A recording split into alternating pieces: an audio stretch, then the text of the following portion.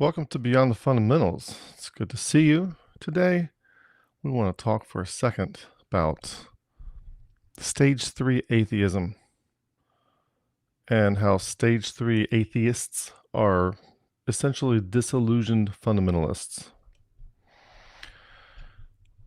We have done quite a few things on this channel with regard to stages of faith, stages of growth, okay?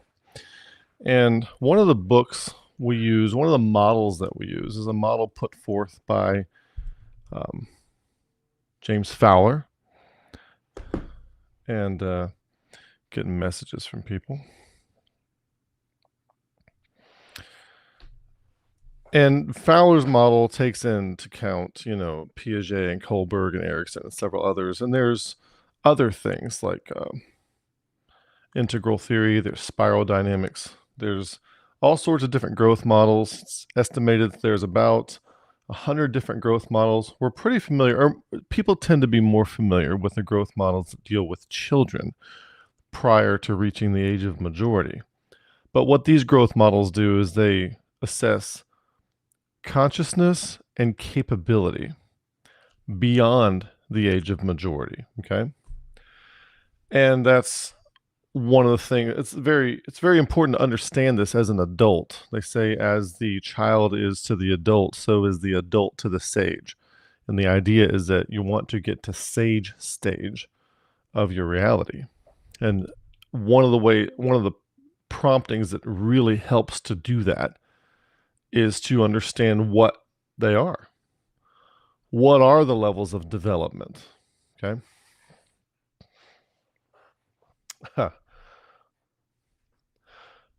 We have multiple different videos that talk about this. And not only the videos that you see on the screen here, but also many other videos mention this on the fly. So I don't want to get into what constitutes different stages of anything in this particular video, because you can go get that in these other videos. And I want you to see those, and I want you to understand that. I also want to do some more content on how important it is in a marriage or in a relationship, in a committed partnership, to understand growth and development models so that you and your partner, you and your husband or wife, can map out the growth trajectory that you are on and that you want to be on, and what to expect at each phase. So you'll know what's happening. A lot of times people happen like, oh, we just grew apart. Well, if we could analyze the relationship, I bet we could help you understand exactly what was happening.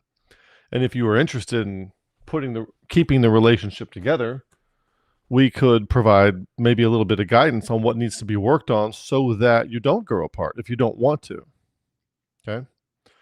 So a lot of times people just don't know what's happening. I think this should be required training before people get married.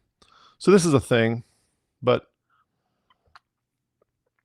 I have to say that the book title, Stages of Faith, it's misleading for a lot of Christians because they tend to mistake that for levels of Christian faith.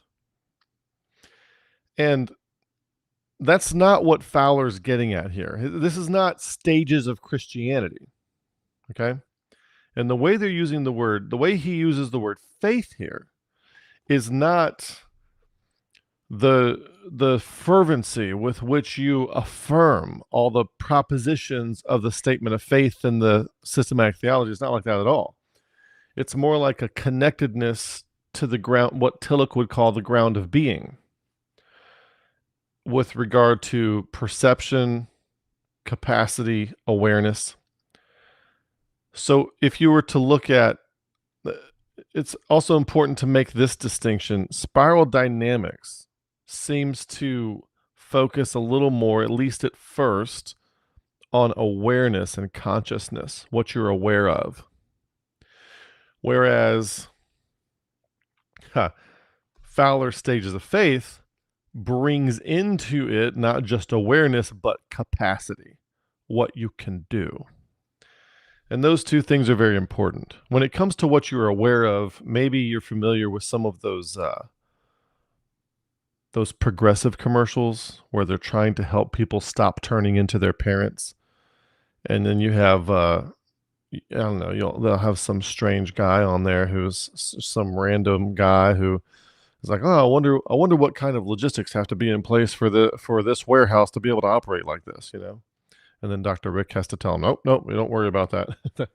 But that is to be able to concern yourself with that, to look at a storefront and to realize that there's something going on in the back end, and like logistically, is a level of awareness. In the military, you think the military is all about fighting and tactics and shooting and how to shoot and how to kill and all that kind of stuff. And that happens very infrequently compared to the amount of logistical support that must back that up. So military is strategic. It's more about logistics and supply and logistics and planning than it is about acute level tactics. All the military movies, they show people out there, you know, pulling the trigger, and that has to be done in a war. But what's really going on? How are they getting the, you know, what they call beans, bullets, and band-aids? How are they getting that stuff supplied to them, right? And if you really want to, if you study the history of warfare, you know that disrupting the supply chains is really how you get to them. And a lot of people die, like in the Civil War, Revolutionary War. You had a lot more people often dying from dysentery and poor field sanitation or lack of supplies than actually died from wounds sustained in battle. So there's an awareness. And as you know, one time my kids asked me, my kids said, and they were small. There are these two daughters, they're adults now, but they had this idea that they were gonna start a hot dog stand and they're gonna feed people for free because it's just so much of a pain to have to pay for everything. They're gonna start a hot dog stand, they're gonna feed people for free. And so I'm like, I think that's fantastic. I think you should do that. Why don't you do that right now? And they're like, well, we need to get the hot dogs. You know, maybe we need to be older. No, you do it right now. Go ahead and do it right now. Where are you going to get the hot dogs? And then, you know, like a new thought rattles around in their head for a second. And maybe they're thinking of somebody who's going to give them to them for free so they can give them out for free. Like, okay, who's going to give them to you for free? Who's going to make them for free? Why are they going to make them and give them to you for free? Are they slaves or do they have to be paid? You see? And it was a teachable moment to get them to understand supply side economics. And that kind of thing is important. So it enhanced their awareness a little bit.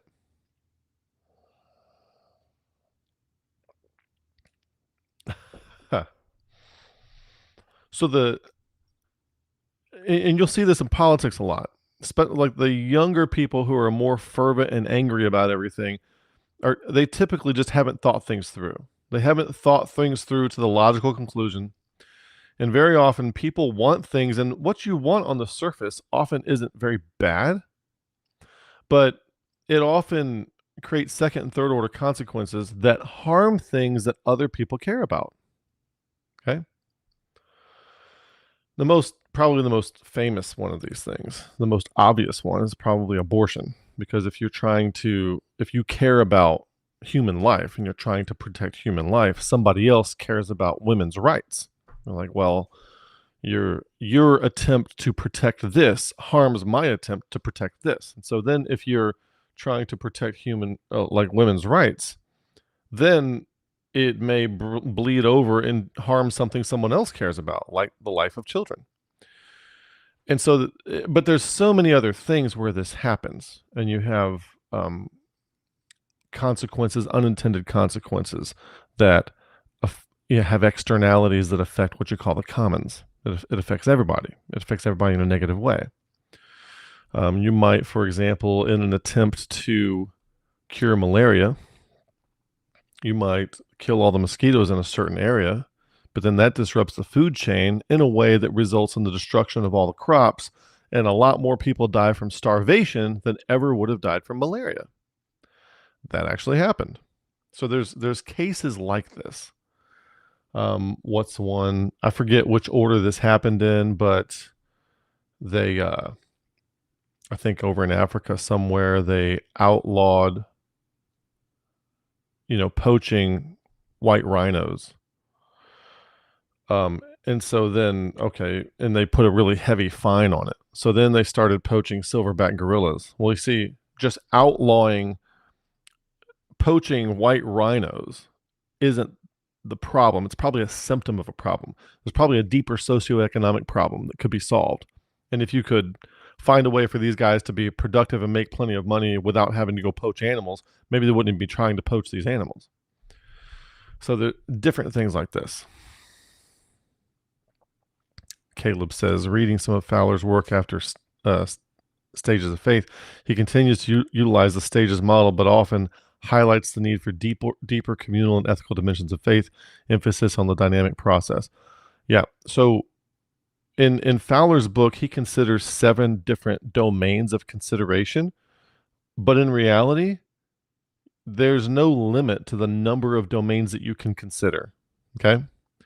And so in my video on how I quickly assess someone's growth stage, I don't remember how many exactly I cover in there. I think it's at least 20, but the list that I have has 30 something on it, and I haven't even updated it in a while. But there's really no limit to how many things you could consider. Like if someone is stage 5, what kind of shoes would they buy? I mean, how many things, and then you have to decide what's relevant to consider. And there are some major ones. And one of the ones that's easiest to discern when people talk is something like how magical their thinking is, if they understand causality, and that's an awareness thing as well. And causality and magical thinking often go together for people. External or internal locus of authority, that is a huge one. Okay, and there are other metrics that clarify to me that a person is in an advanced stage, but if I were to tell it to you and you're not in an advanced stage, you would just think that they have gone off the deep end. So it's difficult to give examples to a broad audience like this, because people in the audience who are stage 3 won't be able to hear what I'm saying, because they'll just think that I'm advocating breaking rules, which that's not what I'm advocating doing. I wish, in alignment with Caleb's comment here, it would be very interesting to see how Fowler would rewrite his book after being exposed to the 4 kinds of knowing with John Vervaeke and some other things like that. Because that opens up a whole new realm. You hear people try to say this, like if you listen to Alan Watts, he died. I think his last radio interview was 1973. I think he died at the age of 58. If you listen to him, you can hear him trying to articulate the difference between words and reality. And he's saying the same thing that Vervaeke is saying, with the difference between propositional knowledge versus participatory, perspectival, and procedural, that kind of thing. You can tell he's saying the same thing. And even Jordan Peterson in his books before, because I watched the podcast where he got introduced to this way of thinking, the 4 kinds of knowing, and he very quickly latched onto it. But when you read his books before he got exposed to that particular way of thinking, you can see him making the distinction using different words. And it's harder to make those distinctions, but everybody makes those distinctions. If you ever go fill out a job application and ask you how much experience you have, they are differentiating between participatory, perspectival, procedural versus propositional knowledge. They want you to have experience plus book learning. So everybody makes those distinctions, and then for some reason they get all upset when you put labels on them like that. And one of the reasons is because it destroys one of their sacred cows. It's very easy to erect an idol out of nothing but words, because they're free. You can just say them, right? You don't even have to get, wood, hay, stubble, gold, silver, bronze. You don't have to make an idol out of any of that. You can make an idol strictly out of words, and we do it all the time. It's called systematic theology. It's just rearranged words. They're free words. You can put them in whatever order you want to. And when people wake up to the idea that propositional knowledge is like monopoly money, if it's not pointing at anything real, they suddenly realize that, wow, everything I've staked my whole being on is just false. It's just a house of cards. And that's exactly what it is. And that's why people reject a lot of it. One of the reasons I made this video about Paul's transformation model is because people are like, oh, you're going outside the Bible to get, Fowler's thing and spiral dynamics, those stage 3 people can't reason their way out of a paper bag. And so that's for them to let them know that the same concepts and patterns show up in Paul's writing very clearly. So they are Bible-based for those stage 3 people who have to have a Bible verse for everything. And they need that because they can't see clearly. So it's not their fault. One of the things you want to do is you want to see clearly. So when it comes to stages of faith, we're not talking about faith as in the affirmation of truth statements that you can't prove to be true. We're not talking about that at all. Okay. We're talking about fidelity, trust, and reliability, movement in love with wisdom, with fidelity, trust, and reliability toward a particular thing. And that particular thing may transcend your current understanding or your ability to perceive or your capability. And those 3 things are important to remember.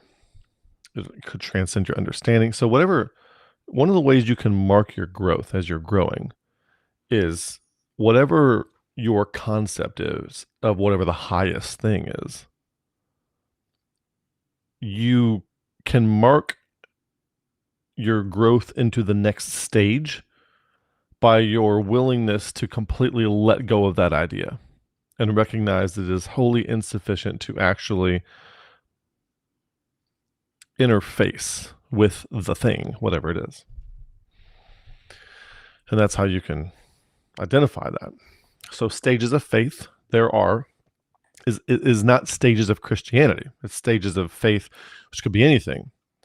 So you can have stage 3, 4, 5, 6 Christians, stage 3, 4, 5, 6 atheists, stage 3, 4, 5, 6 Hindus, Muslims, Jainists,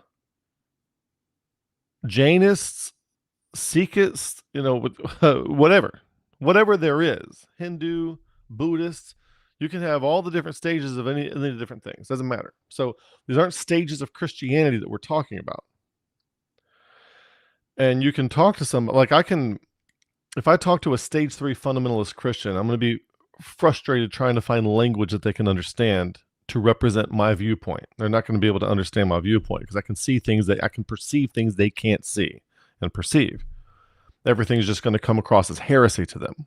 Okay.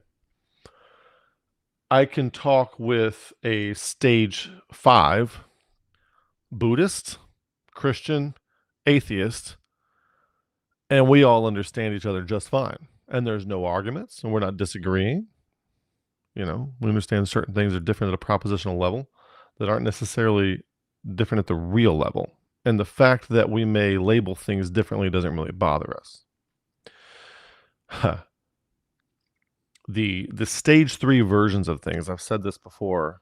Some people say, oh, religions lead to God. And the point that I've made on this channel before is that no religion leads to God. As a matter of fact, all religion, doesn't matter if fundamentalist Christianity, fundamentalist Islam, Hindu, Buddha, whatever, all religion at the first half of life wisdom stage is designed to trap you into a hamster wheel of actions that lead nowhere so that you can wake up to the fact that you're going nowhere. That's the point, you see? That's the point. And the problem is for most people, you can't you can't get there until you're on the hamster wheel for a while. That's just how it is. And it doesn't matter if the hamster wheel is blue, red, green, or orange. When Jesus says, no man comes to the Father but by me, I am the way, the truth, and life. No man comes to the Father but by me. It's kind of like keeping your balance on a bicycle. It's the keeping your balance aspect. It's not that bicycle. You see, it's you could do the same balance keeping skills on a bicycle, on a 10-speed, on a BMX, or on a motorcycle, okay, or on one of those old-timey bicycles with the big wheel in the front, the small wheel in the back. Do the same balance keeping maneuvers for any one of these. And it's the balance keeping that is the way, not the device on which it's done.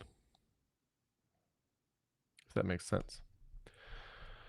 So if I'm talking to a stage 3 fundamentalist, I might be very frustrated in inability to understand them. But if I'm talking to a stage 3 atheist, I'm going to be frustrated for the exact same reasons, because the same God that doesn't exist that the fundamentalist is promoting in their mind is the same God that the atheist has decided fervently doesn't exist, and they hate them with their, all their heart and their guts and all that kind of stuff.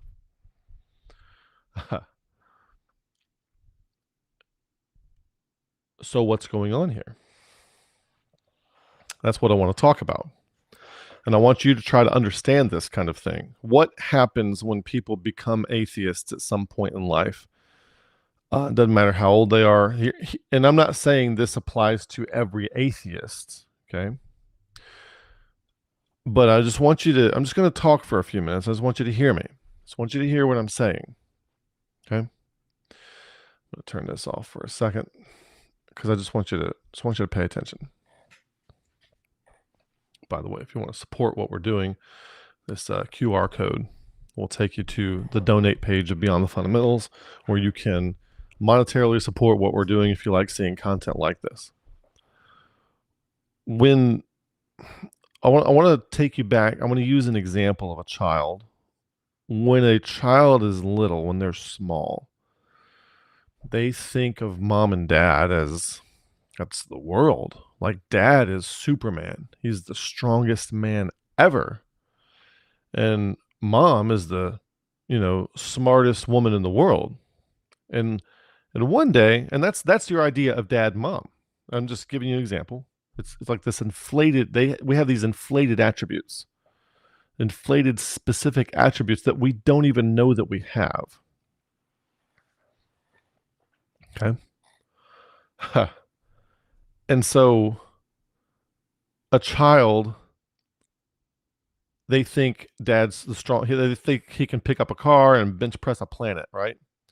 Well, one day a day comes where they realize that dad's not the strongest man in the world. Wow, that's strange. This whole my dad can beat up your dad kind of thing.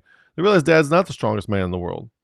Maybe there's something going on that he can't pick up. Maybe he got to have two people help him lift something. Maybe his coworker's a little stronger than him, and you happen to see just whatever, You realize he's a guy like anybody else, and there's a lot of other men out there, and some of them are stronger or weaker than he is in various different ways, and he's just one of those people. Wow. And then you might see mom, you might think she's the smartest woman in the world, and then one day you see her struggle with a math problem that she can't solve. You're like, oh wow, maybe she doesn't know everything.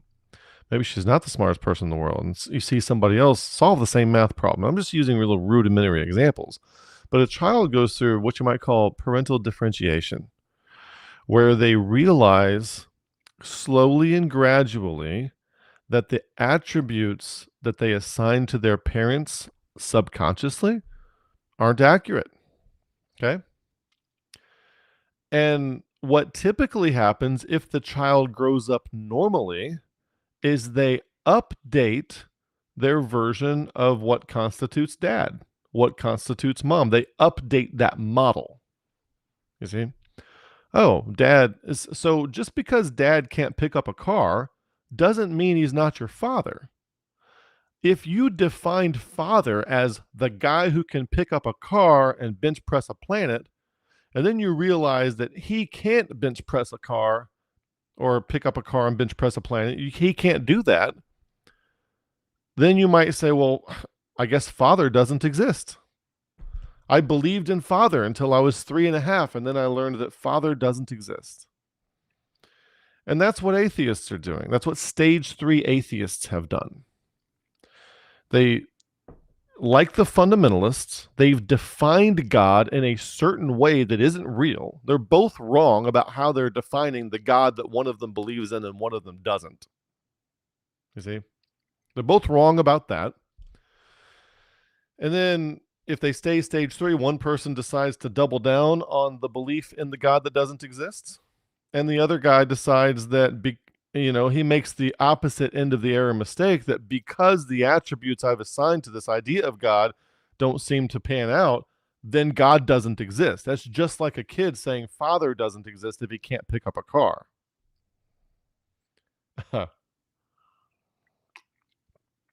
Oh, Mom can't solve that math problem. I guess that means Mom doesn't exist. I believed in Mother for all these years, and I've defined Mother as the smartest woman in the world. Now that she can't solve this math problem, I guess there is no Mother. No, that's still your mother. Well, when a person grows up normally, they update their version of Mother. Mother is someone who maybe can't solve all the math problems.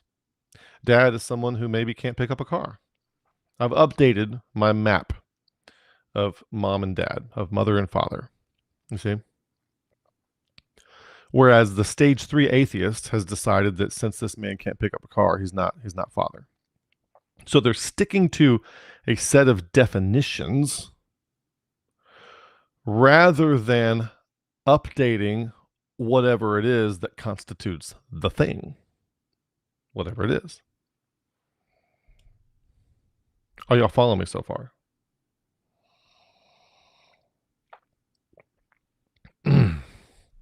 So Hudson down here says stage 3 atheism is Greek philosophy and Neoplatonism, metaphysics, perfect being philosophy. I don't know if that's not exactly a question. Is the whole thing a question? No, stage 3 atheism is the person who grew up Christian and then decides that there is no God because they got a job working in the NICU and they saw a bunch of babies suffering and decide that the God is good all the time. They decide that God doesn't exist anymore. So now they are an atheist. Rather than updating whatever is at the top, their concept of whatever is at the top, whatever is most transcendent, they just assign the previous concept to God and decide that that doesn't exist anymore. So when you say Greek philosophy, that doesn't really mean anything because there's a lot of Greeks who had different kinds of philosophy. Platonism is actually different than Neoplatonism, and both of them are Greek philosophy. And then the word being, perfect being, well, is it a separate being? You see? What do you mean? What do you mean by being?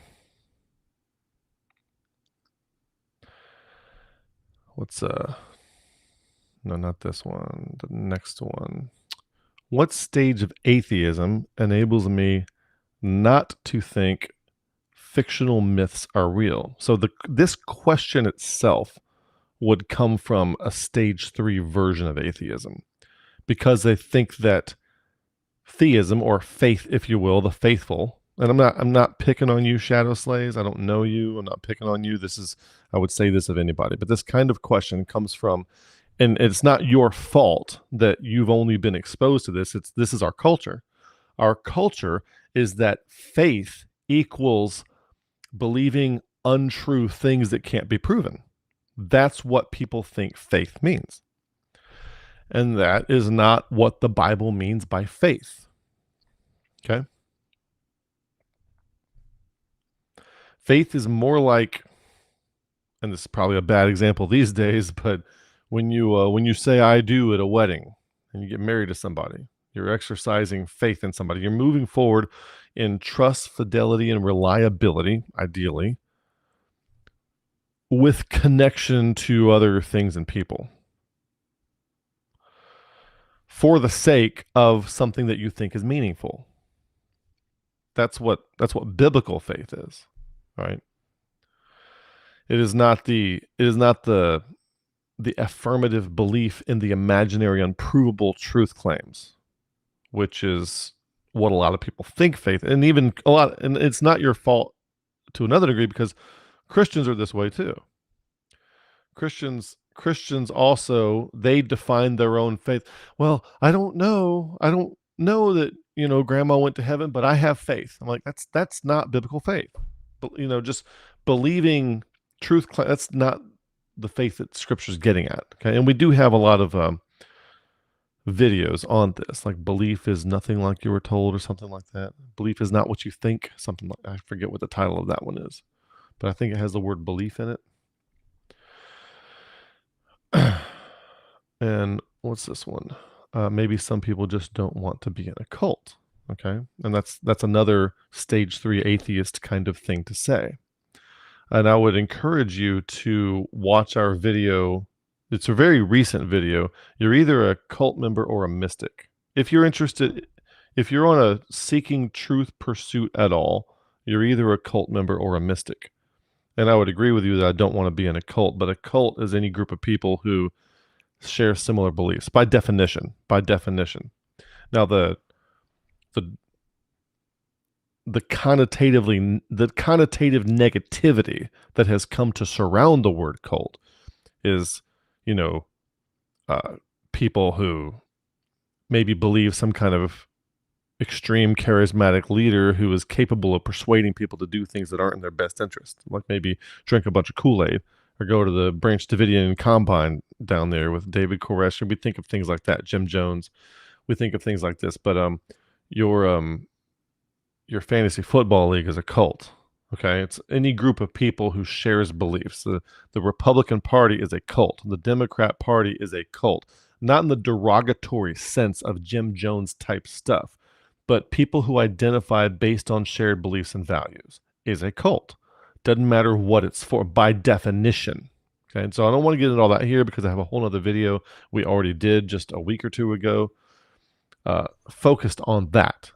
Okay, so this Shadow Slays person here who's making these comments, and I'm not meaning this derogatorily. You're a product of your culture, and you're saying these things reactionarily to your exposure to stage 3 fundamentalist Christians. Okay, and so you're defining where you are based on something you don't want to be, where something you don't want to be is, rather than by where you are headed. A lot of that goes on within Christianity too, or professing Christianity, which we call churchianity, mammon churchianity, which isn't really Christianity. So this parental differentiation is the first thing I want to put into your mind when you have a stage 3 atheist like Mr. or Miss Shadow Slays here. Okay, what's gone on is they have come to realize that God as defined by fundamentalists doesn't exist. And they make the leap, just like a child saying, well, that means Father doesn't exist if you can't pick up a car. They make the leap that therefore God doesn't exist. Well, there's the problem with that. And what I don't want this to come across, this is not, I don't believe in apologetics. Okay? If you have to learn arguments to defend why you believe what you believe, you should not be believing those things. Okay? You understand me? If you ever have to study apologetics, you are not learning anything. You're being indoctrinated. Apologetics is all backwards. When people say you have to know why you believe what you believe, if you don't know why you believe what you say you believe, you have no business believing it. So don't profess to believe something that you don't know why you believe it. If Brother Melms told you to believe it, or if everybody in your family does and you're just on that team, maybe be honest and say that. Well, this is my people. This is our team. This is what we stand for. We believe the moon is made of cheese. And as we've said many times, in-groups they're adaptive. They help you survive regardless of the reason for why the in-group is together. So if you were to form a big, huge group of people that all thought the moon was made of cheese, the truth of the affirmations doesn't matter. The fact that you are a group still makes you survivable and adaptive. That's why back in the day, to be exiled from the city was a death sentence, because we need to be part of the group in order to survive. So we have, depending on which origin you want to go with, we have either evolved or have been designed, however you want to say it, doesn't matter to me, to latch on to group identities because those who didn't died. Okay, basically. One way to say it.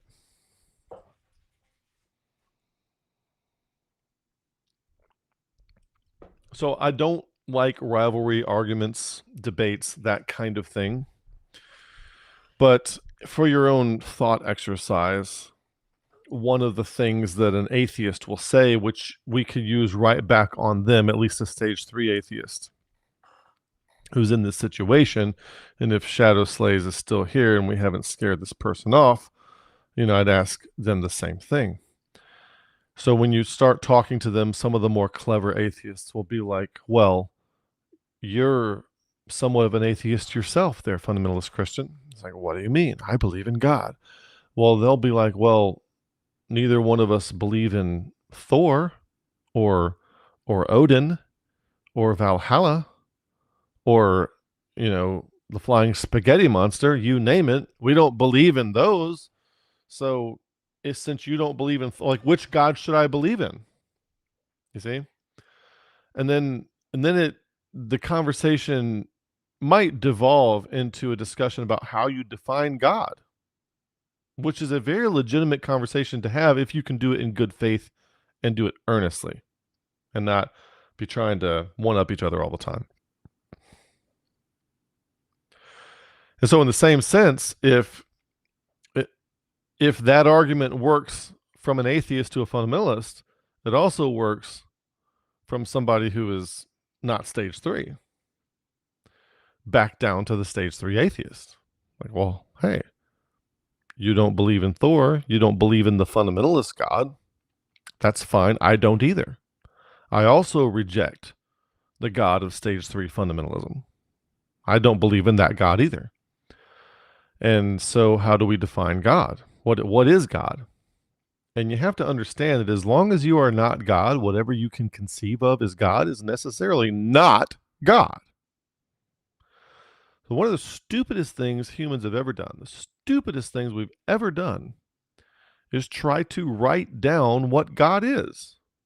Well, I've got systematic theology books sitting right over there trying to define God for you. And I got Mark Dever.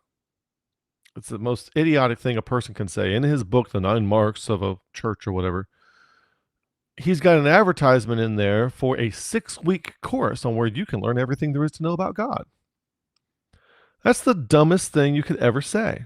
That's literally the dumbest thing you could ever say. If whatever you can conceive of, as long as you are not God, as long as you don't have the qualia of what it's like to be God, then whatever you're conceiving of as what it's like to be God is not God. That concept is not God. And every time you worship this external concept that you envision, you are committing idolatry. There's a big sky daddy up here in the sky. So that's why we have this on our thumbnail. We've got this image of, let me take away this QR code. Basically, I have a Hebraic Megazeus character here, and you'll notice that everybody down here is, let me get my pen out, or a laser pointer at work. Everybody down here is in black robes, and they all have these strings. It's like a Macy's Thanksgiving Day parade float. Basically, what I'm looking for is like a sky puppet. You watch Monty Python, The Search for the Holy Grail, and this God character whose face kind of looks like this up here starts speaking from the clouds, speaking to King Arthur, telling him what to do. And when people think of God, that's kind of this big bearded man up in the sky. That's what they think of as God. And when you go from stage 3 to stage 4, you take a divergent path. If you become a stage 3 atheist, you recognize that the men in black robes are controlling this sky puppet parade float kind of thing, and it's not really God. It's just a thing supported, it's just a set of concepts supported by all these men and humans. And if you go the route of stage 3 atheism, you're like, well, that doesn't exist, therefore there is no God. You foreclose on the endeavor altogether while not knowing anything about the endeavor. Whereas the more mature route is to recognize that that's not God, but there's still something that transcends me. See? There's still something that transcends me. I don't know what that is. I do know that the way the men in black robes, or like Rudyard Kipling said, the gods of the copybook headings, leapt up to explain it once more. The way the men in the robes have defined this God, that doesn't match the nature of whatever God is. Whatever's at the top isn't that. Who or whatever's at the top isn't that. It's something else. So a more mature approach would be to, like, you update your version of dad to, yes, it is my father, but father can't lift a car. And now I'm not trying to talk to the attributes of omniscience and omnipotence. I'm not trying to say God can't lift a car. I'm not trying to say God lacks power or something. That's not my point here, okay? So I need to have ears to hear and hear that. But you recognize that the God that you've grew up worshiping in American churchianity is a puppet erected by men and women over centuries. And that, in fact, is not actually God. So now what do? You're going to go through a phase where you deconstruct your worldview based on the presumption that that was God. Now, where do you go from there? Do you just turn over and say, well, there is no God? That's what the stage 3 atheist does. Or do you go over and say, well, let's update our model of God? And at first, the first few times you update your model of God, you're still doing these cataphatic things. God is this. A cataphatic, being cataphatic is to say what God is. God is omnipresent. God is omnipotent. God is, you say what God is. The more times you go through these phases where you update your concept of God, it turns the other way around and you become a little more apophatic, which is to understand what God is not. God is not this Hebraic Megazeus character that I've had in my mind this whole time. God is not this image of a person that I think I'm praying to, and I bow my head and say, dear Lord Jesus, thank you for this food. Dear Heavenly Father. That's the guy with the white beard. Jesus is the guy with the brown beard. You see, God is not those things. That's not God.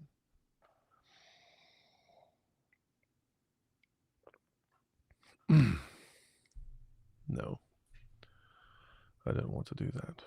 Everybody hear me okay? Got a little prompt from my microphone here.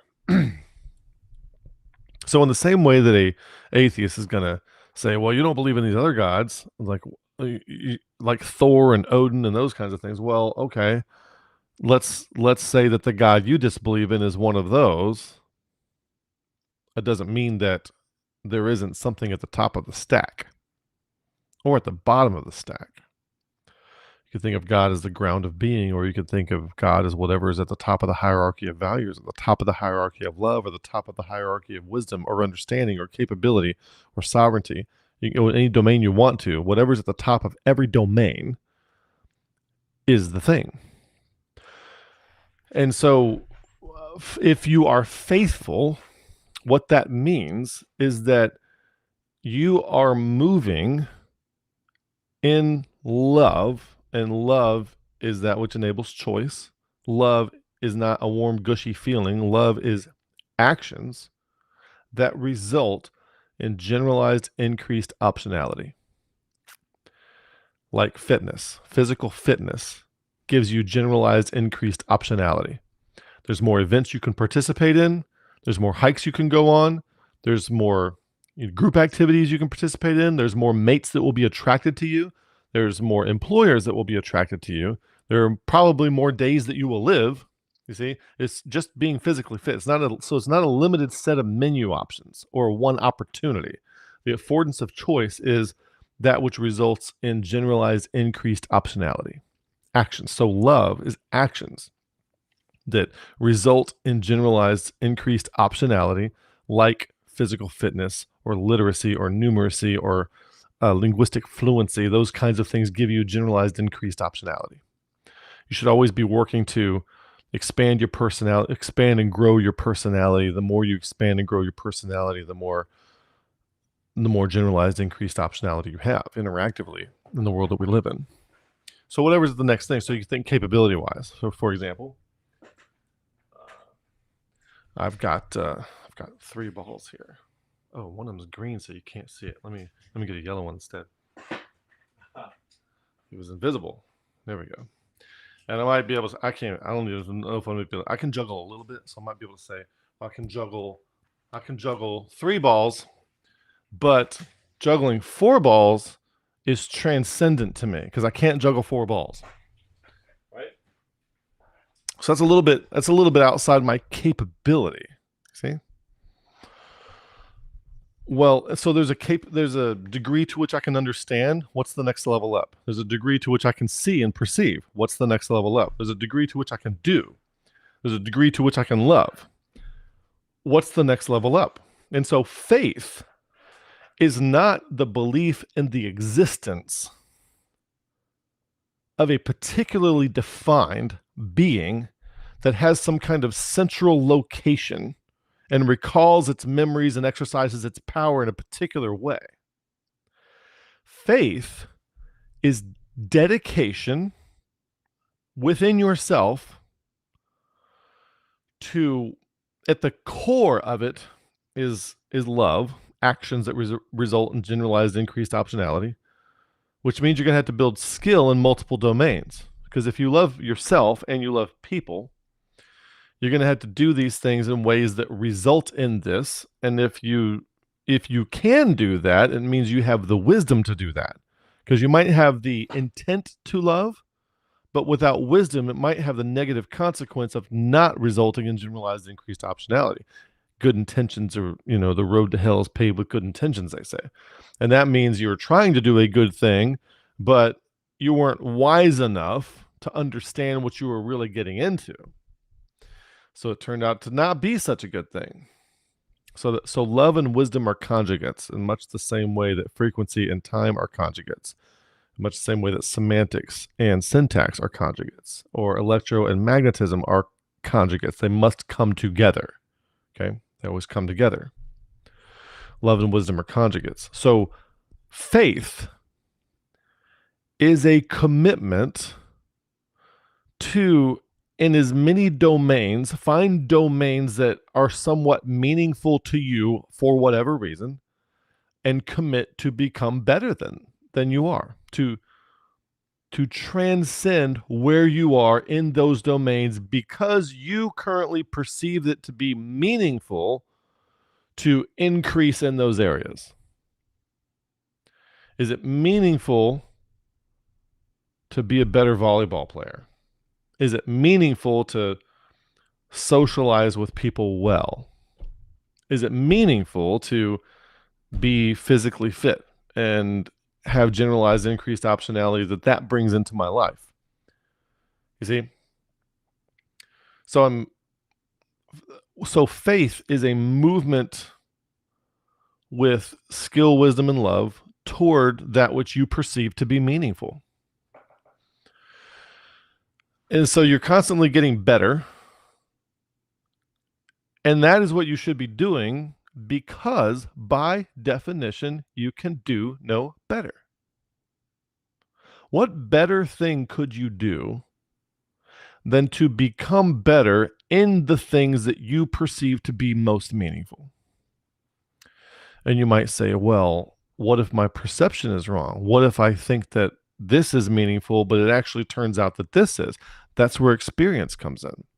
That's where you learn through experience that, oh, this is not as meaningful as I thought it was, but this other thing is actually more meaningful. So then what do? You reorient yourself.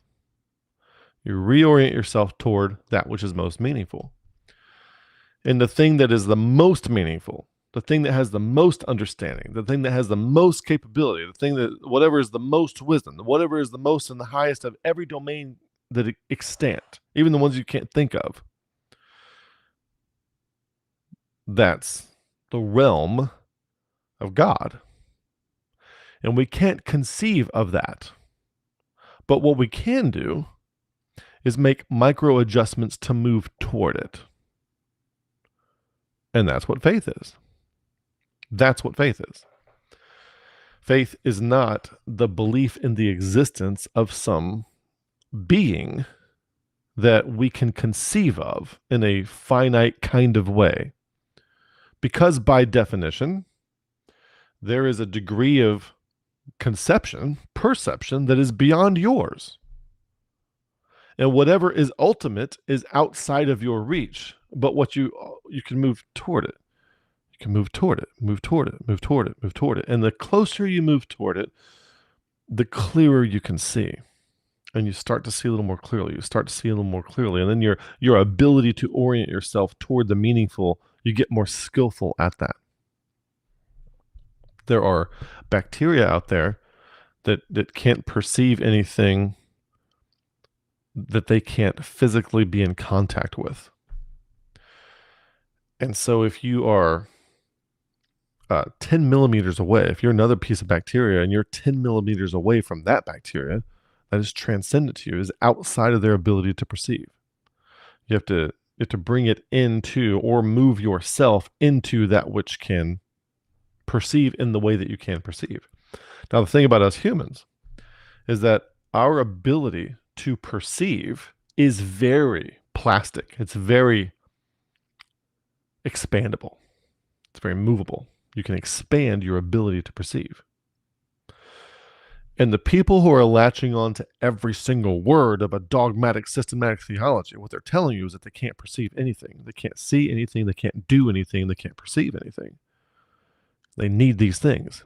It's like if you were in a dark room and you had to go through a maze in order to get to an objective and then make your way back to your people. What you might do is you might take a rope with you. And so you tie it up so that when you have to make your way back, instead of risking getting lost again because you can't see, let's say you're either blind or it's so dark you can't see, you might take a rope with you so that you can follow this rigid line and not have to see, right? Well, if you can see the maze clearly, like from the top, and it's obvious this is the path. If you can see it clearly, you don't need the rope.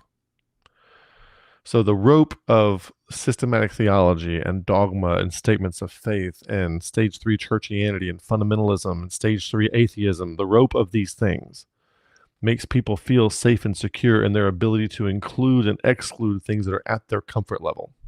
I'm not comfortable with that. I will exclude that. It doesn't exist. I'm comfortable with this. I will latch onto it. That is my rope. I will hold on to that. And it's the same thing. So people are telling you, they tell you all the time where they are. You can hear somebody within, especially depending on what topic they're talking about, but you can tell within sometimes less than a minute where they are in their stages of faith, or at least whether or not they're stage 2, 3, or 4. There's lots you can tell. There's some people will give away within 1 to 2 minutes whether or not they have a cluster B personality disorder, but only if you know what to look for. So there's a degree of fluency that comes with these things.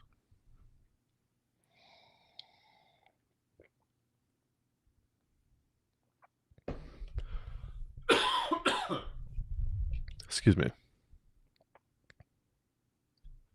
So I have in my comments here, I'm not in a debate with opponents. I'm in explore and discover mode. Somebody said to me recently, I posted something on Facebook or somewhere.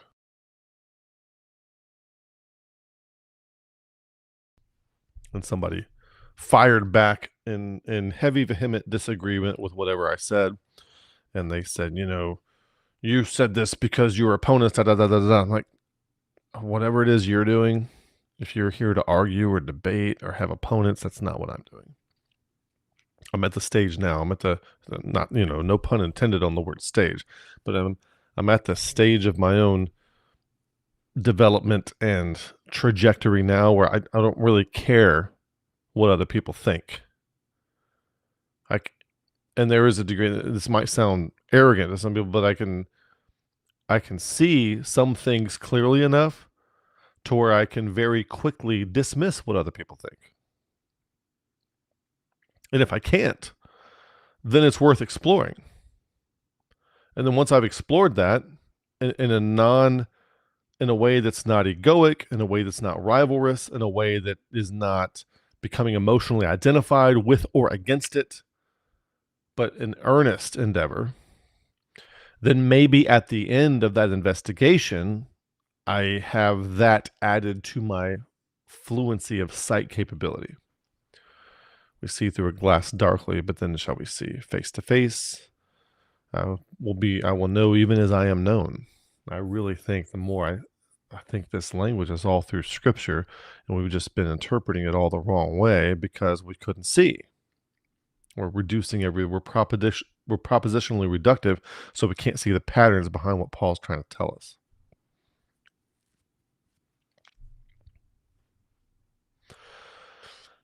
So these people have certain things in common, like reductionistic materialism. A stage 3 fundamentalist and a stage 3 atheist, like shadow slaves here, they are both reductionistic materialists.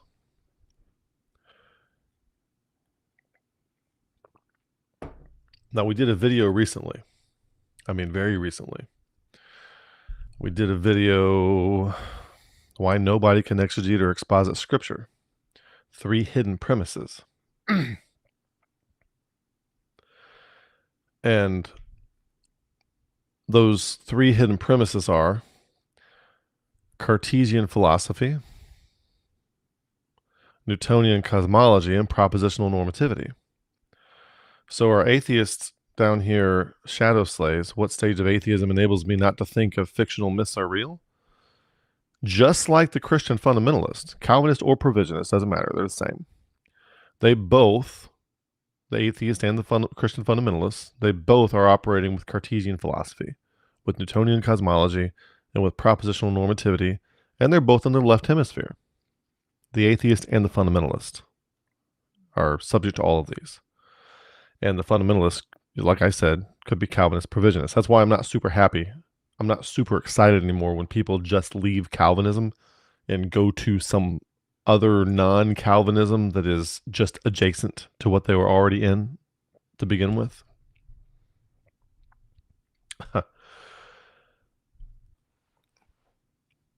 So these 3 things affect their reductionistic materialism. So my next note down there at the bottom of that one slide here is this reductionistic materialism, which ties in with both Cartesian philosophy and Newtonian cosmology. What's happening now is people like Donald Hoffman, Bernardo Kastrup, and Roger Penrose, and many, many others, they're starting to see, and this goes all the way back to Max Planck and Schrodinger, where they stop the post-Enlightenment presumption that kicked off the scientific revolution was that matter is fundamental, and when matter evolves to a point of sufficient complexity, it can then start generating consciousness. And so consciousness has been seen classically since the Enlightenment, 1700s to the 1800s, as emerging from sufficiently complex matter. So if you have a rock or a pebble, maybe that's not conscious, but when you when enough cells in the primordial soup evolve into an amoeba, maybe that's conscious. Or then a creationist would say, well, when God designs something of sufficient complexity, that constitutes consciousness. Whereas if God designs a mountain or a rock, that's not conscious, but this other thing is. And we think that consciousness comes from the sufficiently complex, the necessary precondition of meeting a certain amount of complexity so that the organism can produce consciousness. And you'll hear them ask questions like, how does the brain produce consciousness? Well, there's an assumption built in there that the brain is what produces consciousness. And what they're finding out now is that's not the way it works. It's actually the other way around. And this is the endeavor of earnest, what do they call that? Not non-committed, but it almost sounds like they don't care. I forget what it's called. These brains are escaping my mind all the time. They're not pre-committed to a particular conclusion. And they're doing these earnest investigations, and what a lot of people are converging on the same idea, that what is fundamental is consciousness, and that space, time, and matter are all emergent from consciousness. We've either been designed or we've evolved, however you want to say it, to perceive reality in a particular way. But just like the bacteria that can't perceive the other bacteria that's 10 millimeters away from him, there are necessarily things that in base reality that we can't perceive because there's no need for us to. Okay? In other words, there's one mind. Donald Hoffman, from a scientific perspective, there's basically one consciousness. Bernardo Kastrup, from a scientific and philosophical perspective, there's basically one consciousness. Roger Penrose, Max Planck, Schrodinger, from basically there's consciousness is the unified field that makes quantum reality possible. That's why we can have non-locality. We say, oh, these particles have non-locality. Whatever this particle does, which means they can communicate with each other faster than the speed of light, instantaneously, even though they're, hundreds of light years apart. Really, it's probably not what's going on. It's probably like instruments on a dashboard or bits on a computer, where instead of communicating with each other, they're communicating from something else, and they're both getting their marching orders from some unified thing that's beyond them. They're not communicating with each other. They're getting their marching orders from the same place.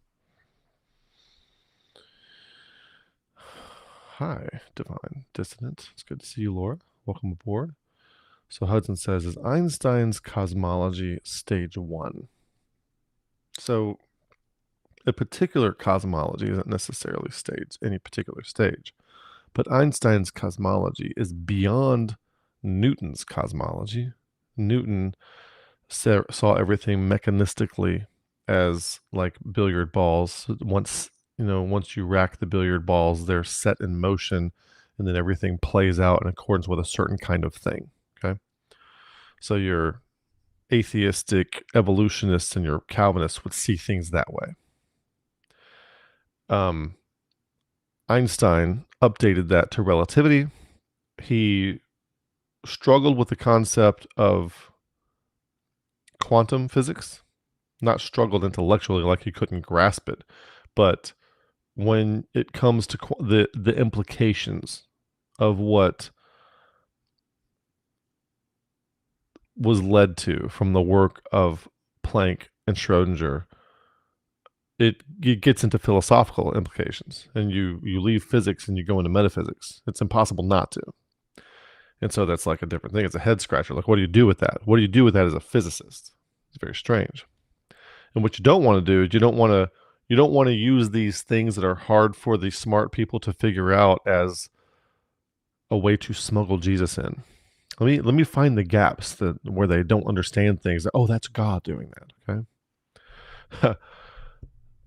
So he didn't quite go But Einstein did interestingly say, some people say he's an atheist, some people say he's a theist, and I think there's a statement where he said one time that I believe in the God of Spinoza. If there's a God, I think it's the God of Spinoza, something like that.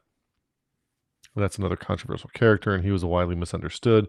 And you can get more about Spinoza from some of the letters that he wrote after being misunderstood from his works than from the works, because he had to clarify himself. He was kind of horrified at what people made of what he believed or what he was trying to communicate.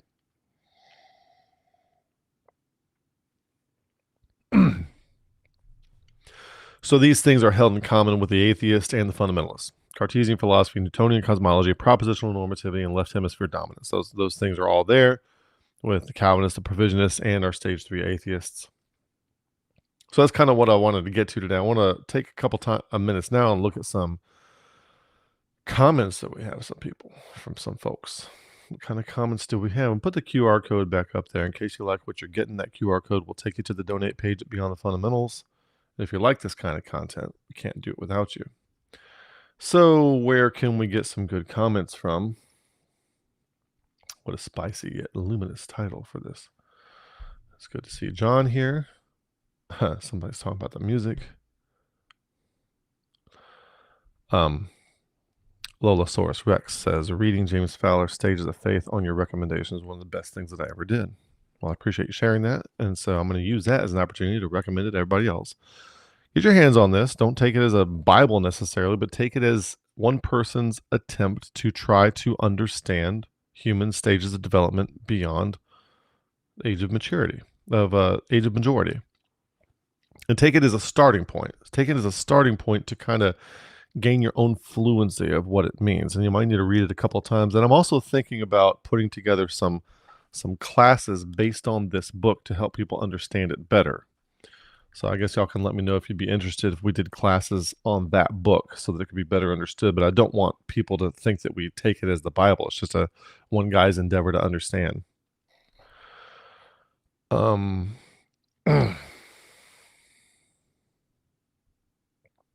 Where are we now? Let's see. We did Caleb's comments. If y'all got comments or questions, put them in there. I'm gonna try to get to them now. Try to get to the comments and questions right now. We looked at let's see. We looked at Caleb's comment. Yep, we looked at that one. We looked at shadow slays. Maybe some people just don't want to be in a cult. Is a really good example of a stage 3 atheist here. That shadow slays is. So I'm glad that person was here because they're exactly the kind of thing that we're talking about. Josiah says, we don't want to be in a cult either. Jesus didn't start a cult, by the way, aka a path. JB says, I'm excited for this one. The way, the truth, and the life. Hudson says, stage 3 8. Okay, we already solved that one. Roddy says, stage 3 atheism and stage 3 fundamentalism seem to read and understand the Bible with the same stringent hermeneutic. Yes.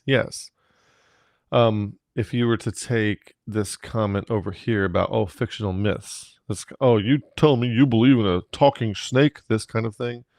And so Roddy's absolutely right, where that the conversation with a stage 3 atheist and a stage 3 fundamentalist takes place down at the same base naive level of kinds of things.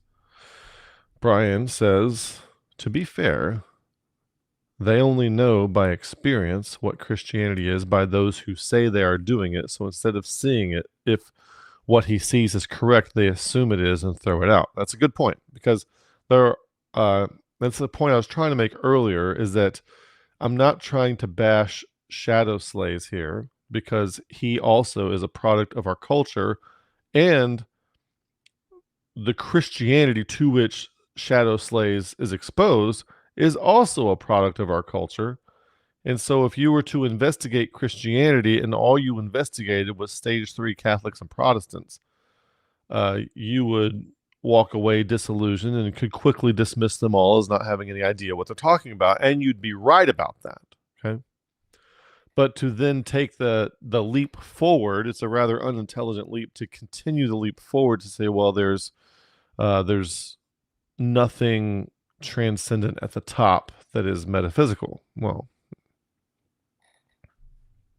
that's a little too far of a leap.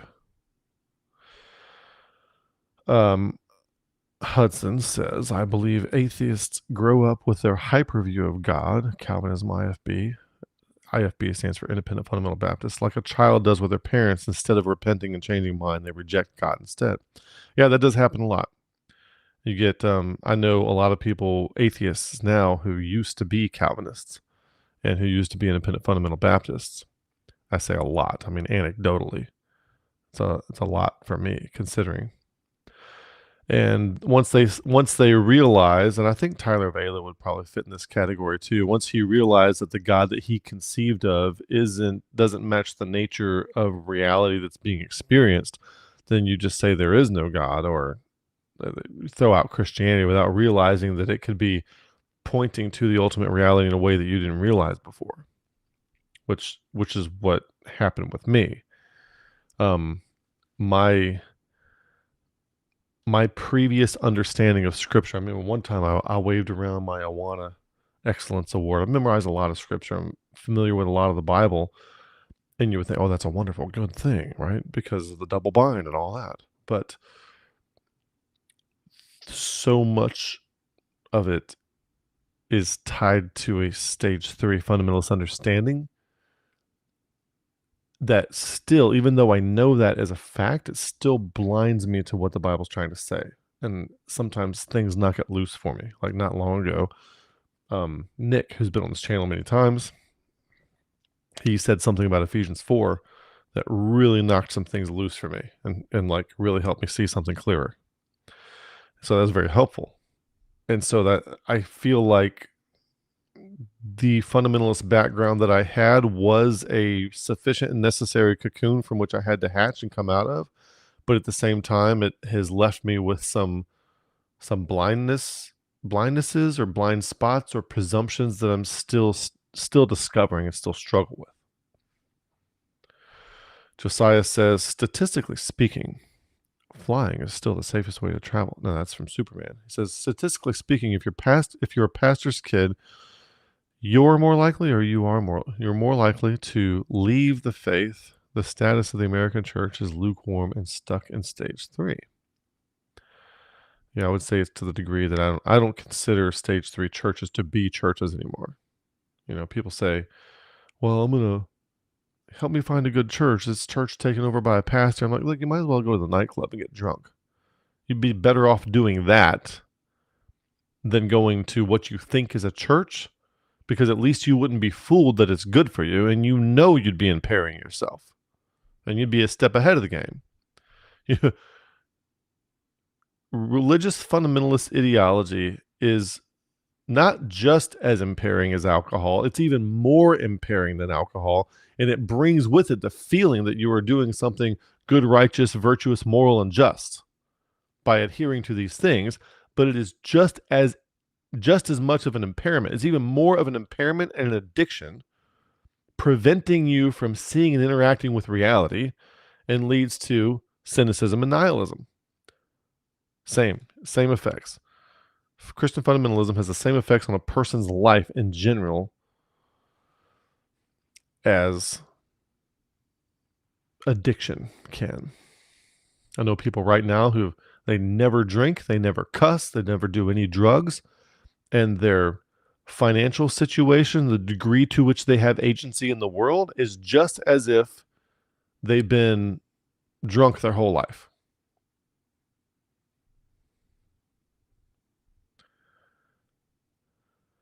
Because they've been drunk on ideology.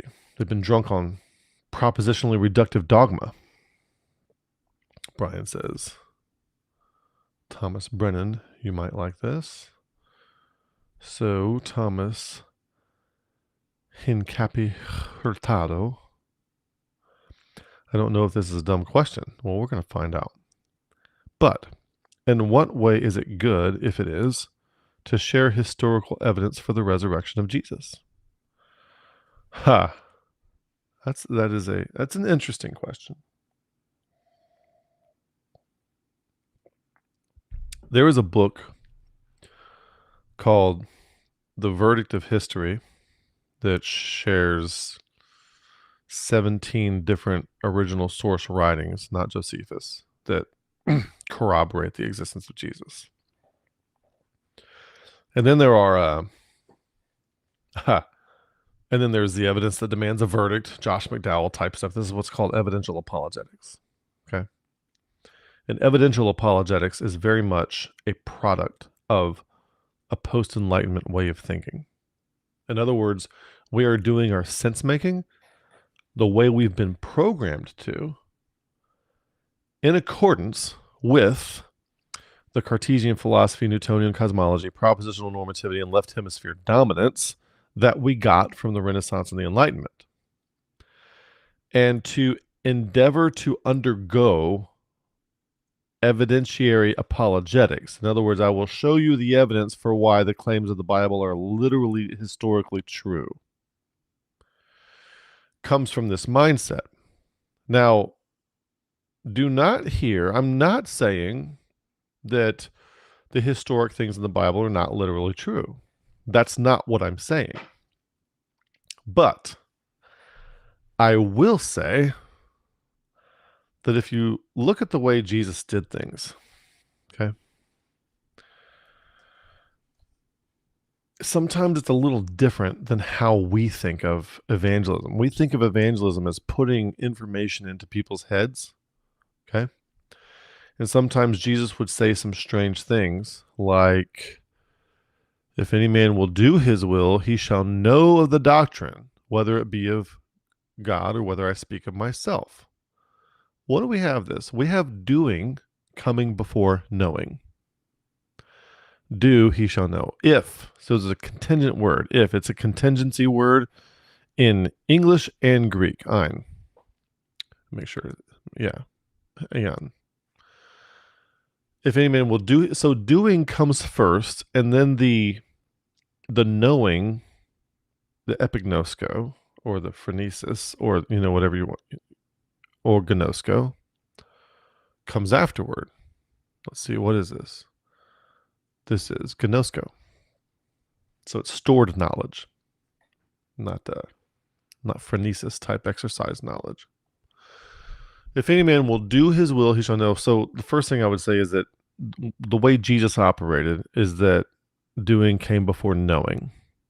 And that's very interesting. And the way we do things, when we're propositionally reductive, because of this down here, okay, propositional normativity, and our and also the presumption that materialistic reductionism, we're presuming that if I can prove the physical matter of the thing in a post-Enlightenment way of thinking, then that person will come to mentally affirm the truth of what it is I'm trying to say,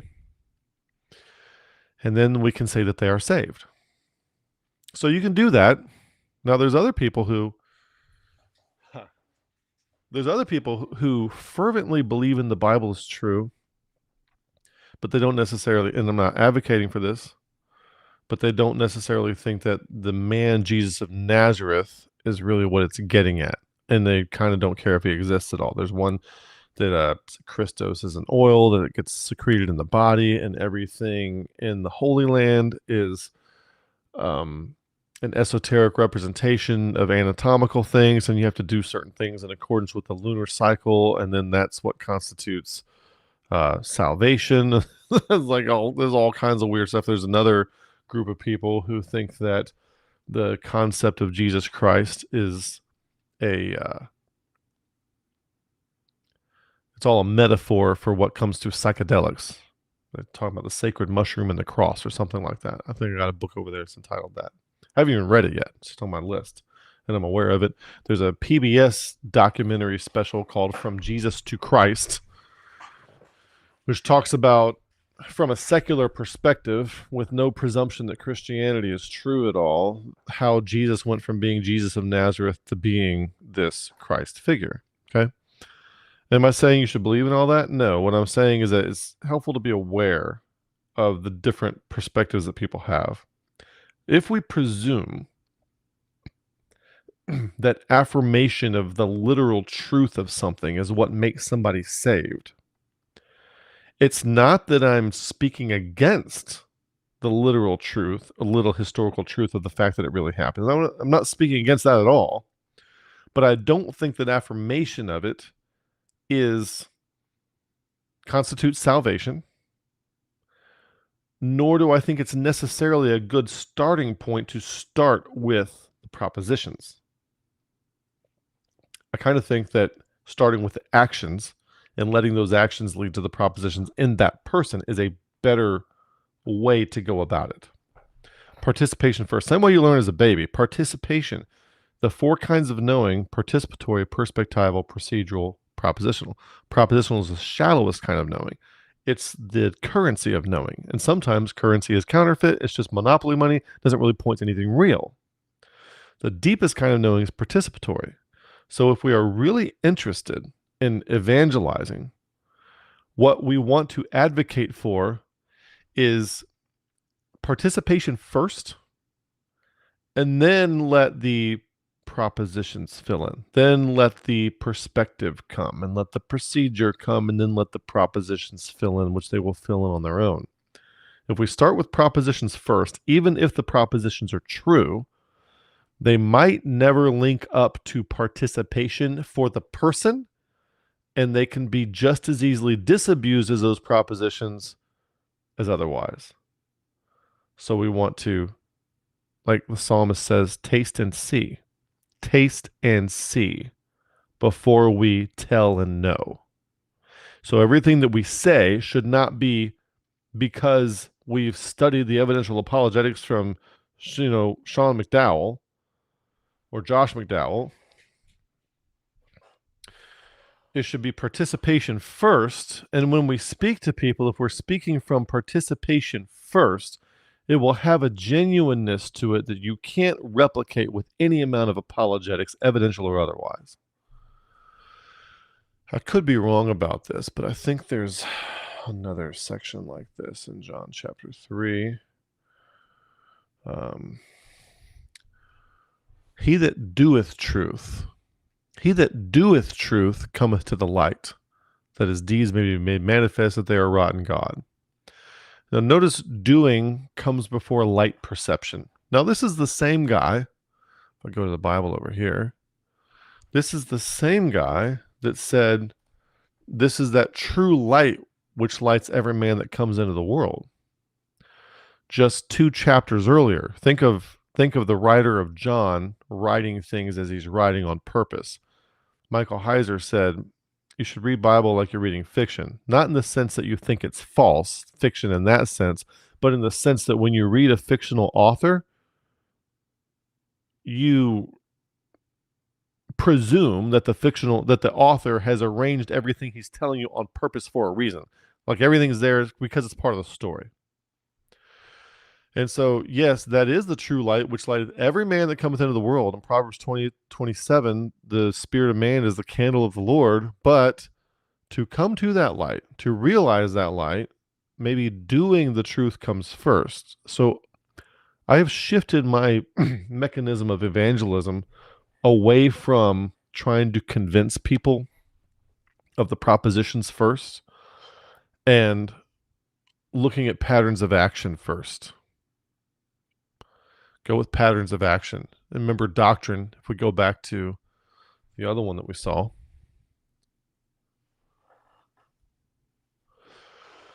if any man will do his will, he will know of the doctrine, whether it be of God. The doctrine we think of in churchianity is propositionally normative. We believe that. The doctrine in Scripture is action. It's participation, movement. Biblically sound doctrine is participatory, not propositionally reductive. Tracking so far? So I would say that if I'm evangelizing, I don't, and you can use Jordan Peterson as a good example of this, because Jordan Peterson was we've gotten to watch his transformation in public. And so he went from a person who basically thought that Christianity was false, or like not literally true, just stories that maybe have a psychological component to them. And over the years, he has transitioned into a person to where he thinks that the resurrection of Christ, there's a lot of reasons he thinks this after endeavoring to discover this for years and years, searching out reality.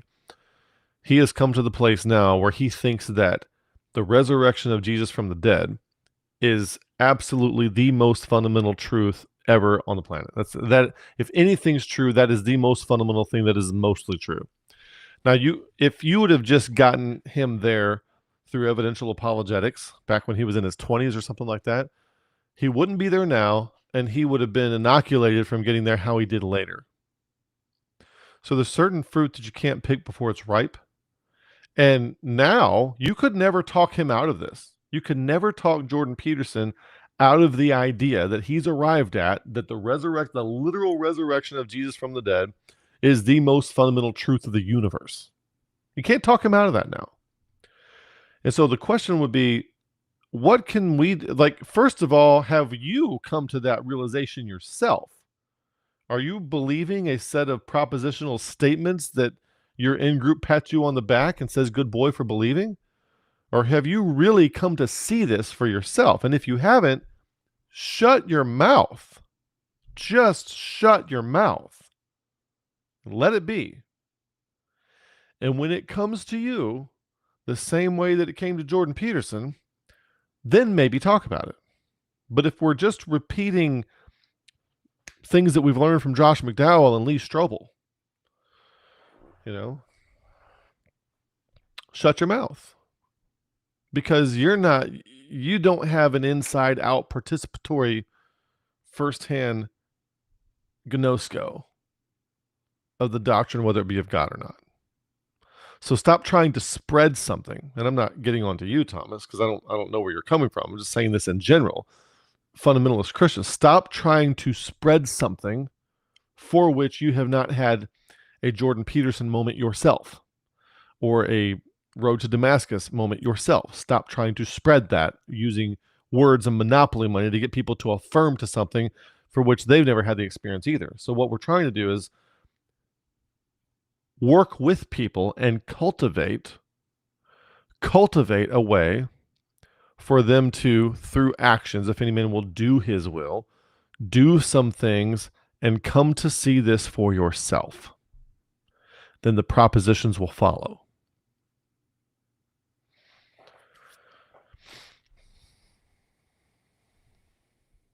Hudson says most Calvinists have a God complex, or as the way Doug Gustafson says, they're borrowing power from God in order to say what they say. So when they make statements about God's omnipresence or omniscience or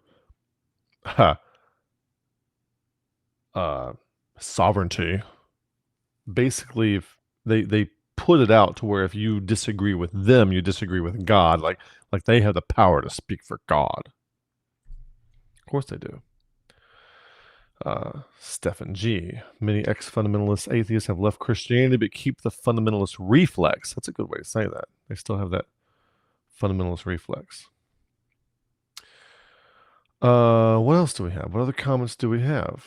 I've been watching some videos from pastors who deconstructed and are now atheists. It's amazing how many things we can agree on, but I don't understand their conclusions that there is no God. Yeah, they're stage 3 atheists is the problem.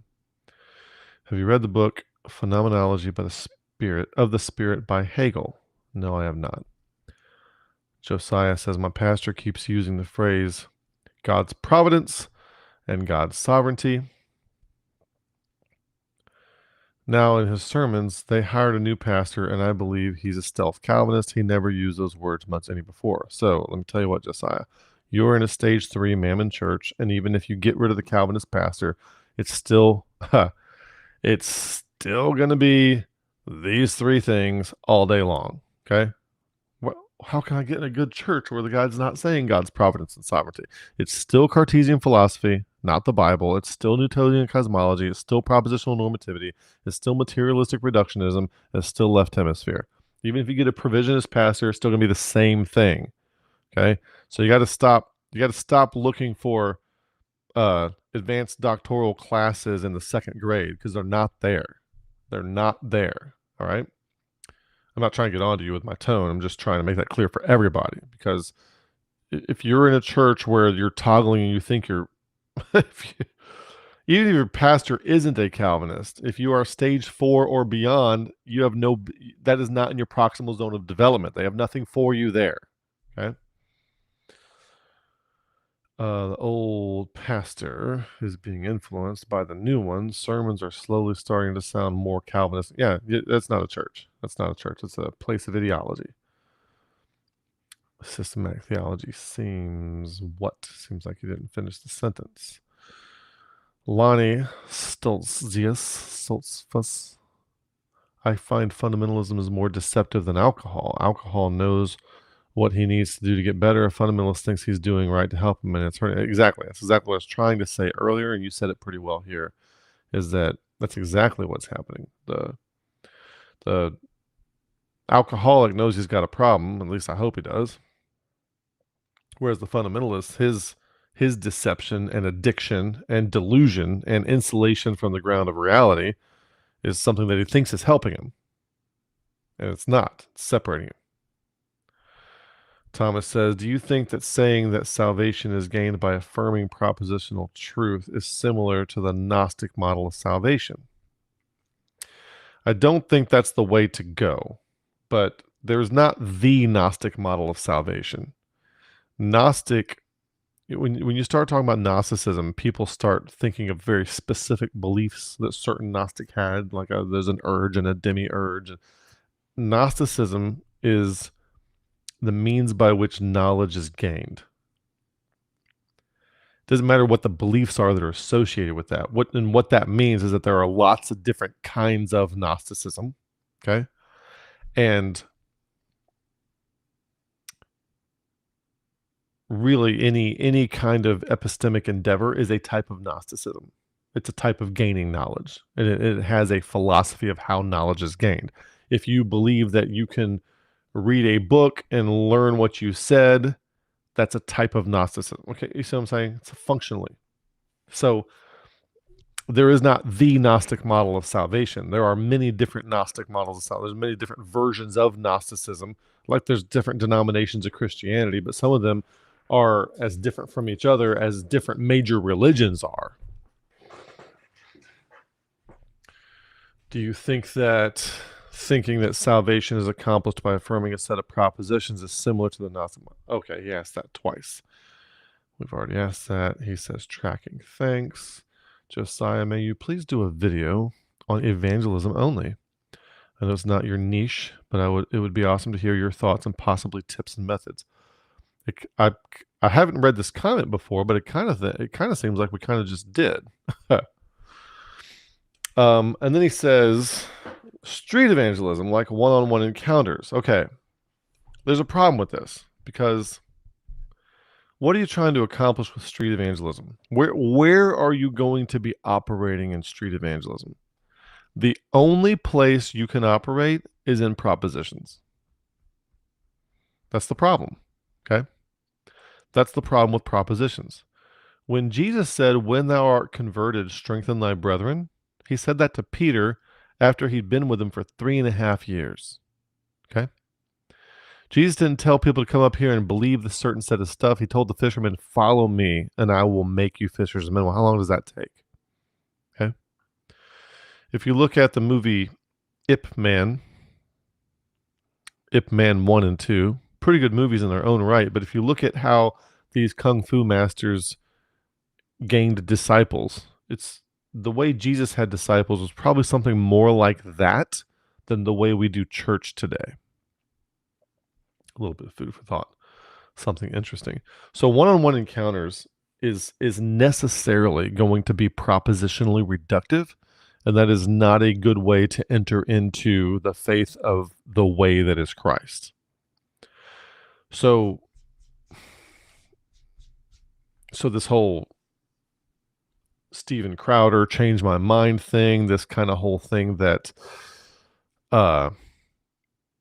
Charlie Kirk was doing, where he's encountering people. You may have these encounters with people, and you may or Ray Comfort. You may have encounters with people, and you may say a whole bunch of all things that a lot of people would agree are true, but you might decades later come to the realization that you were inoculating them from the truth that they could have gotten if you'd have spent a little more time doing the Jesus style of things. If any man will do his will, he shall know of the doctrine, whether it be of God or whether I speak of myself. I used to be really big into this, like, here's how to say it, here's where to go, here's how to answer objections. And it was all this propositional stuff, all this kind of debate level stuff. And here's the answers, here's the questions, here's the stuff. And I even had this big chart, the evangelism wheel, and I had all these things all mapped out. And there you could learn how to do it and what to say and the passages to go to. And frankly, I'm embarrassed. I'm embarrassed. Like, Paul and I talk all the time about how embarrassed we are today at so many of the things that we did in the name of our religion yesterday. Let's say yesterday, like yesteryear. What's next here? Russell. I've always understood Jesus to mean those who do good, whether spoken or done, are inclined to truth, whether spoken or done, since you can't have goodness without truth. Or can you have truth without goodness?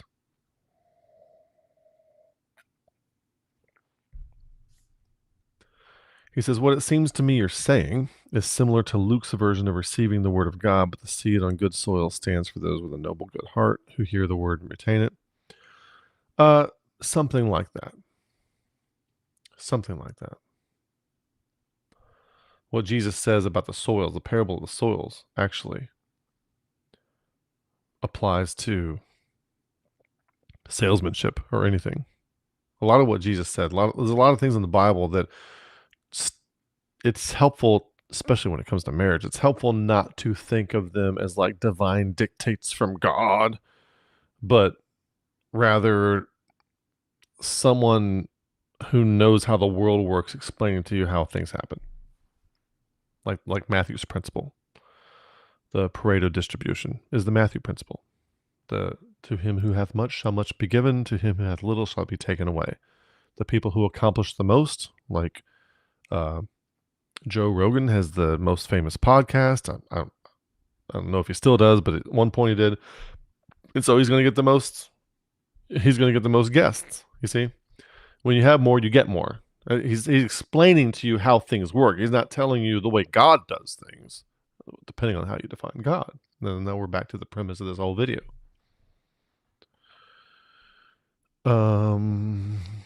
Steve says, I predominantly go to church for my kids' life to help build a foundation as anyone else places of community.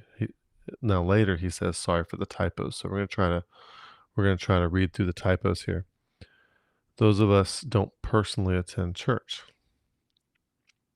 So if you go to church for your kids, I would say that it's really important for them to have an example of a genuinely wise elder in their life, so that they don't think that understand that they should graduate from the church's way of thinking the same way they graduate from thinking about Santa Claus.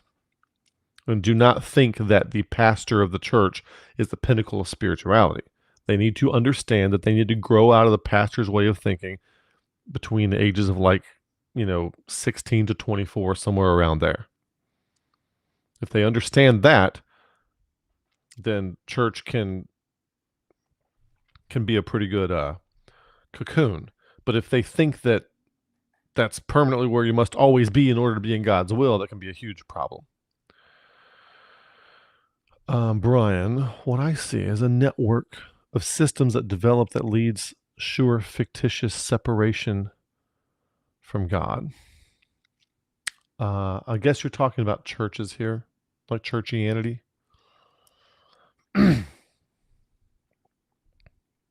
Steve says, sorry for the typos.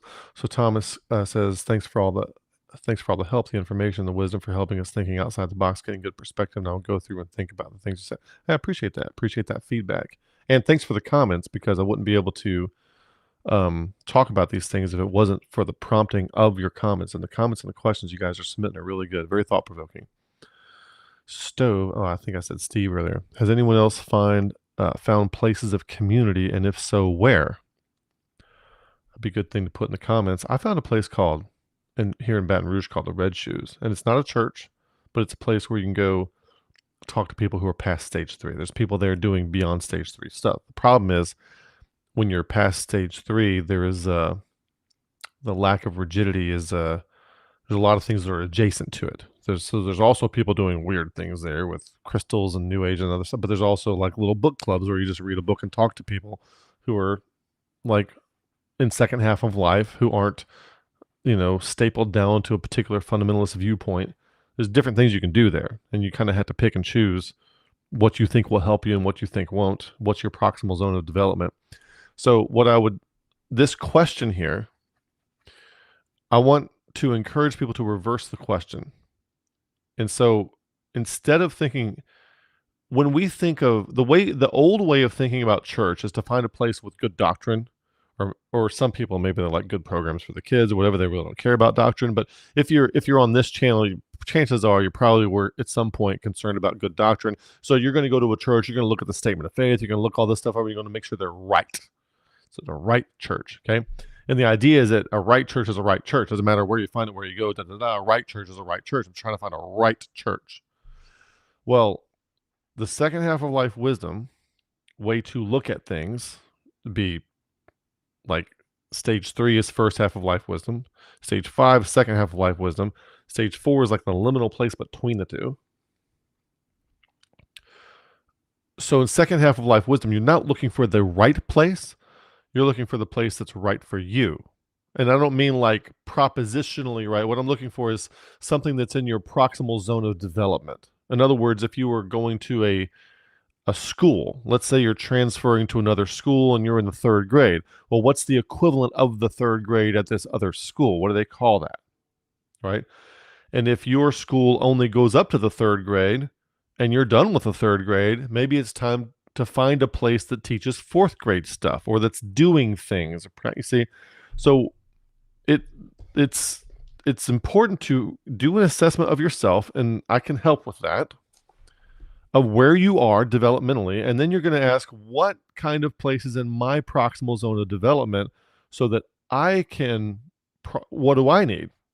And the problem, if you got a family, what you need might not be what your family needs, might not be what your wife needs. She might need something that's a little beyond where you are, you see?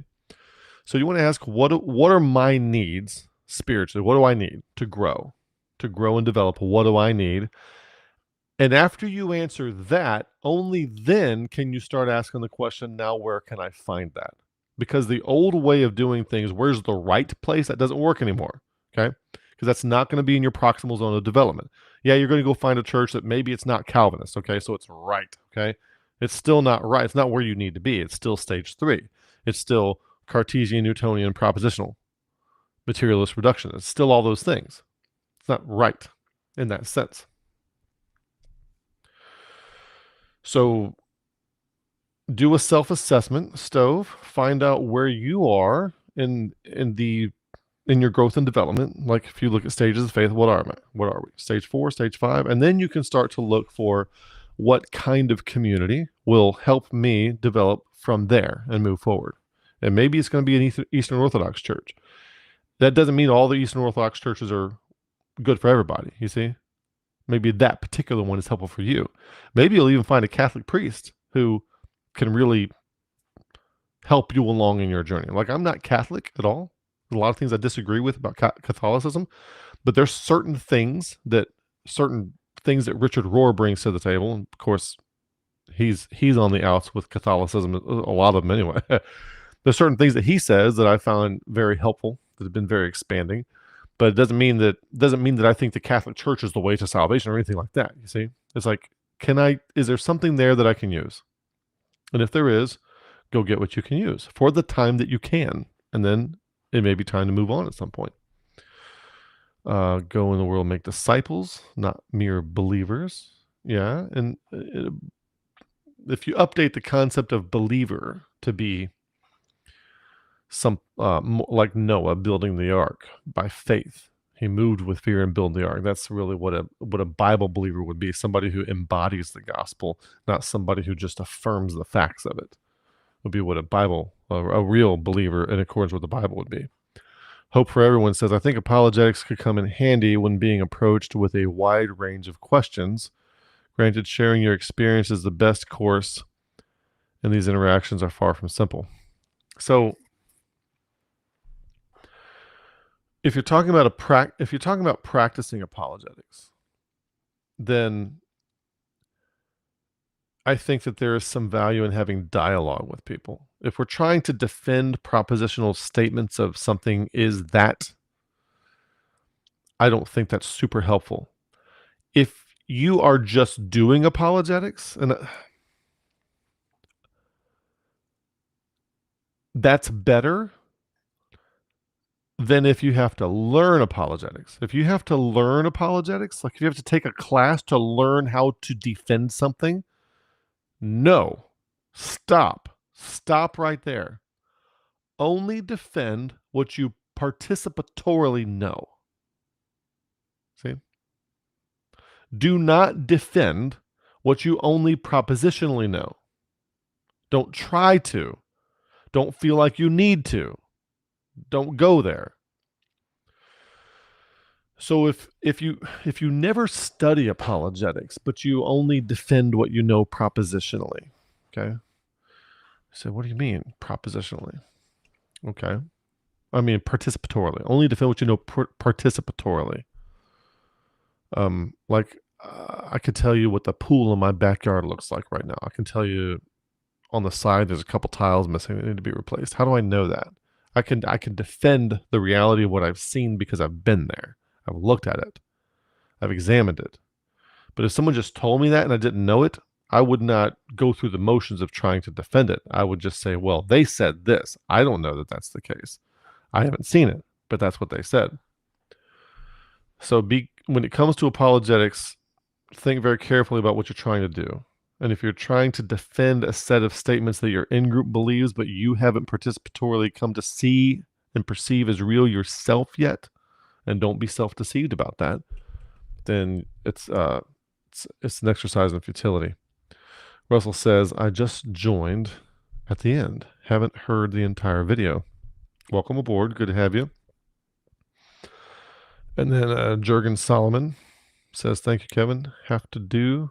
Appreciate your ministry. I think he means have to go. Probably a typo. And Stove says, appreciate thoughtful feedback. Thanks. All right. Y'all let me know if I wasn't really planning on doing like a whole question answer thing here, but it's kind of fun and I like the comments and I thought the comments were really good.